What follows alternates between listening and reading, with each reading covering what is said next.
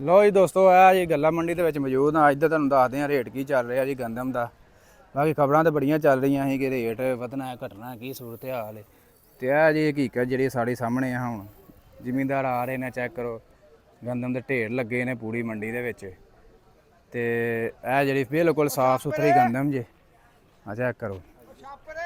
ਇਹ ਹਾਸਲਪੁਰ ਦੀ ਗੱਲਾ ਮੰਡੀ ਦੇ ਵਿੱਚ ਚੈੱਕ ਕਰੋ, ਬਿਲਕੁਲ ਸਾਫ ਸੁਥਰੀ ਗੰਦਮ, ਮੋਟਾ ਦਾਣਾ। ਤੇ ਇਹ ਭਾਜੀ ਵਿਕ ਰਹੀ ਜੇ 2200-2300 ਰੁਪਏ ਫੀ ਮਣ ਦੇ ਹਿਸਾਬ ਨਾਲ। ਤੇ ਜ਼ਿਮੀਂਦਾਰ ਬਹੁਤ ਪਰੇਸ਼ਾਨ ਹੈ, ਰੇਟ ਨਹੀਂ ਕੋਈ ਮਿਲਣ ਡਿਆ। ਹਕੂਮਤ ਵੀ ਭਾਜੀ ਕਹਿੰਦੀ ਹੈ ਕੋਈ ਨਹੀਂ ਗੰਦਮ ਅਗਰ ਨਹੀਂ ਵੀ ਸਹੀ ਰੇਟ ਵਿਕਦੀ ਤਾਂ ਕੋਈ ਨਹੀਂ। ਲੇਕਿਨ ਫਿਲਹਾਲ ਜ਼ਿਮੀਂਦਾਰ ਲਈ ਆ ਰਿਹਾ ਗੰਦਮ।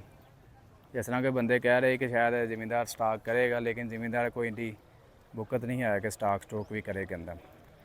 ਕਿਉਂਕਿ ਠੇਕੇ ਦੇਣੇ, ਕਰਜ਼ੇ ਦੇਣੇ, ਠੇਕੇ ਠੂਕੇ, ਕਰਜ਼ੇ ਕੁਰਜ਼ੇ, ਦਵਾਈਆਂ, ਖਾਦਾਂ ਆਧਾਰ ਲੈ ਜ਼ਿਮੀਂਦਾਰ ਨੇ ਪਾਈਆਂ ਹੁੰਦੀਆਂ ਨੇ, ਉਹਦੇ ਫਿਰ ਵੱਖਰਾ ਜਿਹਾ ਦੇਣੇ ਪੈਂਦੇ ਨੇ। ਤੇ ਫਿਲਹਾਲ ਇਹ ਸੂਰਤ ਹਾਲ ਜੀ ਗੱਲਾ ਮੰਡੀ ਦੇ ਵਿੱਚ ਗੰਦਮ, ਨਵੀਂ ਗੰਦਮ ਦੀ 2025 ਦਾ ਰੇਟ ਅੱਜ ਦਾ ਤੁਹਾਡੇ ਨਾਲ ਸ਼ੇਅਰ ਕਰ ਦਿੱਤਾ।